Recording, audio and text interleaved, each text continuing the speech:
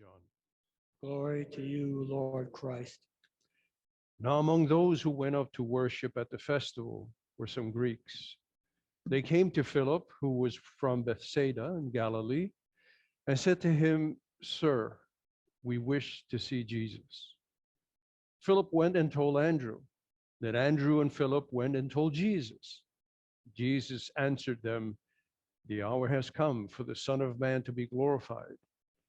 Very truly, I tell you, unless a grain of wheat falls into the earth and dies, it remains just a single grain. But if it dies, it bears much fruit.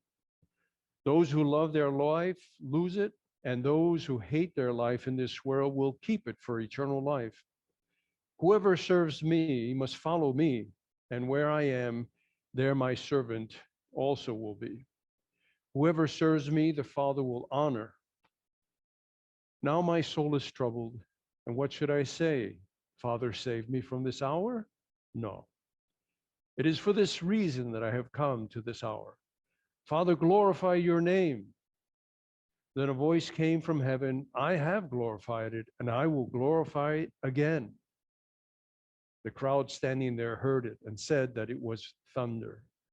Others said an angel had spoken to him. Jesus said, "This voice has come for your sake, not for mine. Now is the judgment of this world. Now the true ruler of this world, the true ruler of this world will be driven out. And I, when I am lifted up from the earth, will draw all people to myself." He said this to indicate the kind of death he was to die. The gospel of the Lord. Praise to you, Lord Christ. Please be seated.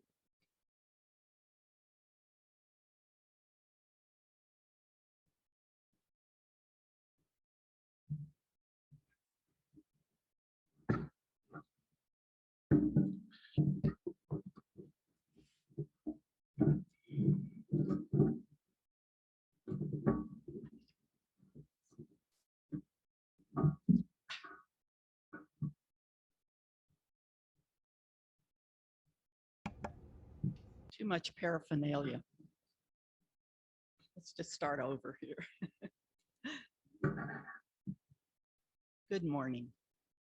It is the 33rd day of Lent.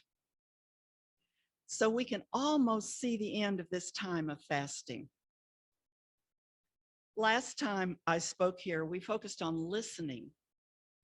Today, we focus on seeing. In John's gospel, we see that some Greek visitors came to Philip and said, "Sir, we wish to see Jesus." Seeing, like hearing, can have multiple meanings. As we considered last time, just hearing sound does not mean listening is occurring. Likewise, seeing something doesn't mean recognition happens. We can see someone and 5 minutes or a day later realize we didn't recognize them. We didn't really see him or her. What we saw was something clouded by our own mind's eye. Our perception was biased. We sometimes see what we want to see, for example, and miss what we don't want to see. I had an eye-popping experience here just last week. Greeting a woman at the door after the service, my eye was caught by her lovely necklace. She and I had a nice brief conversation about it. Shortly after, on the patio at coffee hour, I walked up to her and said, "Have we met?" "Yes," she said. Then I saw the necklace and I realized I'd just spoken to her minutes ago. Fortunately, she was very gracious about my faux pas, and we continued talking.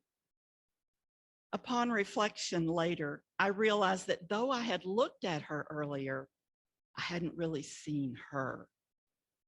Later, as we talked, I was able to see her in new light. One could say my eyes were opened.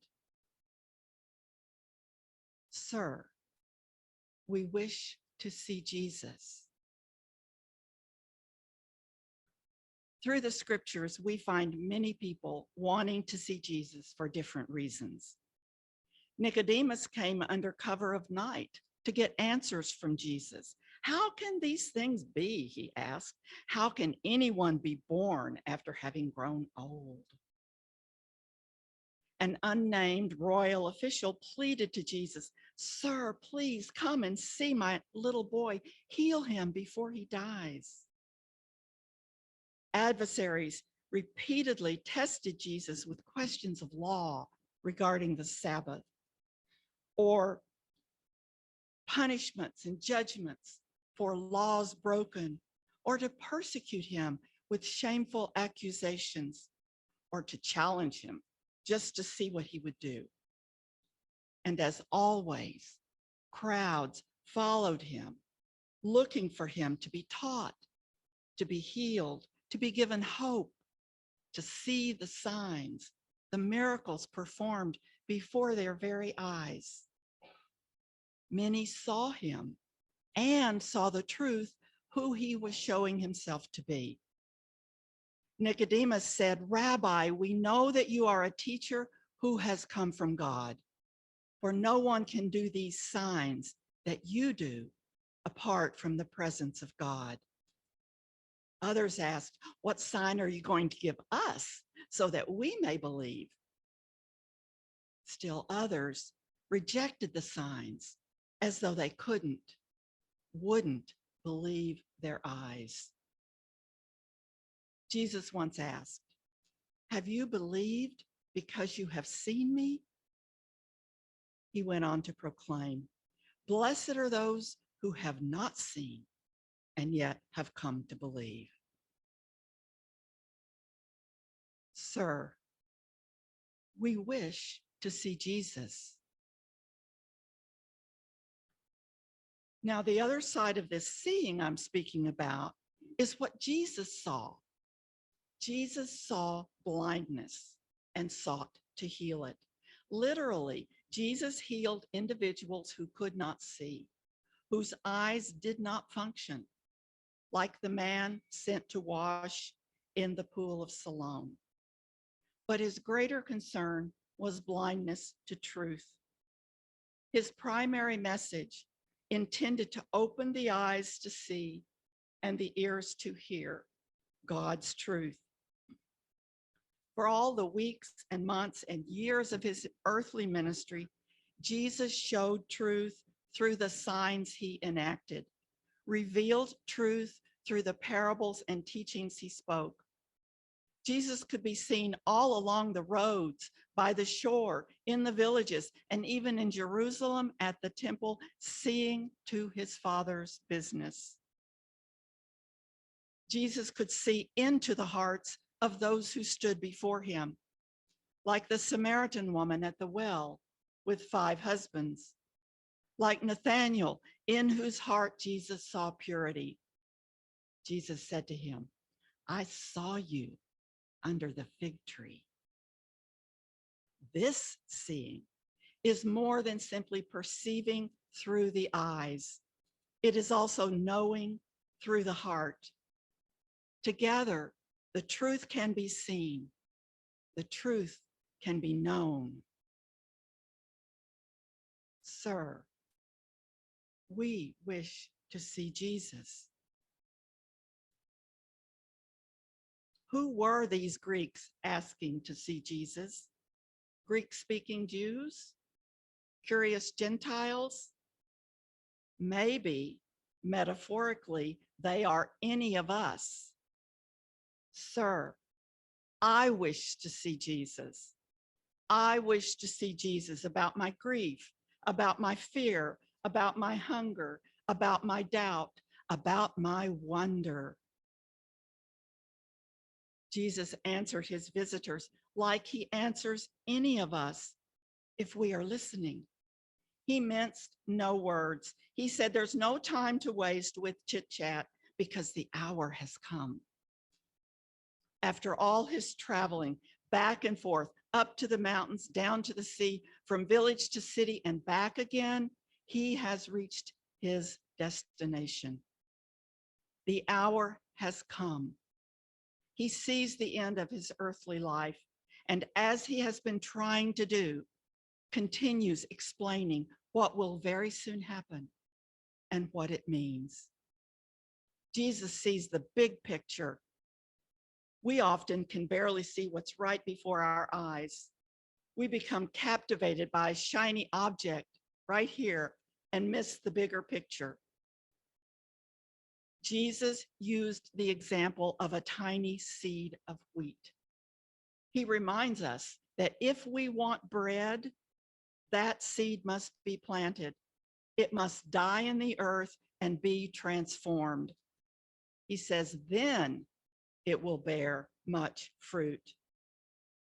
In this analogy, he refers to himself. I am the bread of life, he has said. Whoever comes to me will never be hungry. The true bread from heaven gives life to the world. To become this bread, he must die and be transformed by resurrection. For us, this means if we cling to our tiny grain of wheat, worship it, idolize it, protect and save it in a box, it will come to nothing. It will not bear fruit. Do we really wish to see Jesus? Is this what we came to see Jesus for? To be told to surrender our lives, to give up our will, to be all we can be and have all we can get? Yes. The truth is, death serves life.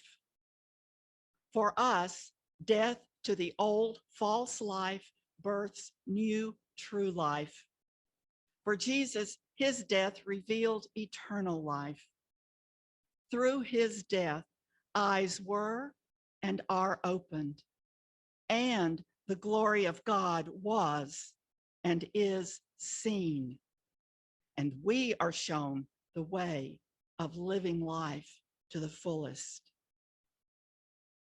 In new life, we eat the bread of life. For us, this means not just seeing Jesus over there somewhere, but seeing through the eyes of love that Jesus opens within us, seeing through compassion that Jesus plants in our hearts, seeing through wisdom, able to discern wheat from chaff, truth from lies, and seeing Jesus in each other. The disciples did not want to see Jesus suffer and be killed. They didn't want to suffer themselves. They feared at times for their own lives and feared their own suffering, as we do. Some suffering is unavoidable. There is no growth to higher compassion, to wider generosity, to greater love without suffering the death of the fearful self, the greedy self, the hateful self. Philip and Andrew understood these visitors just wanted to see Jesus right here, right now. But Jesus was focused on the bigger picture, the new covenant long before prophesied by Jeremiah, the priesthood to which he had been appointed forever and for which he must submit to suffering and to death.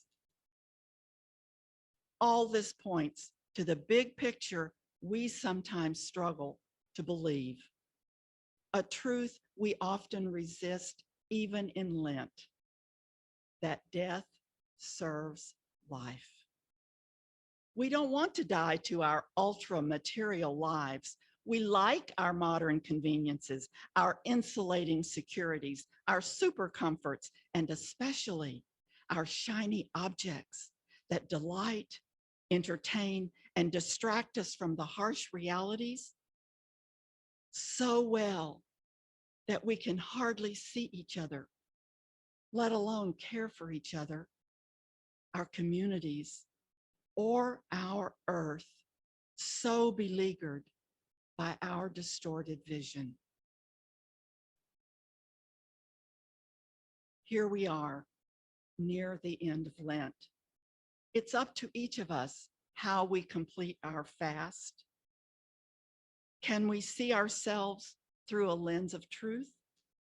Or will we cloud our own mind's eye with distortion? Can we plant the seeds God has given us and nurture them to fruition? Will we eat the bread of life? Or will we mask our own true hunger? Can we? Will we look around at each other and say with open heart, Jesus, I see you.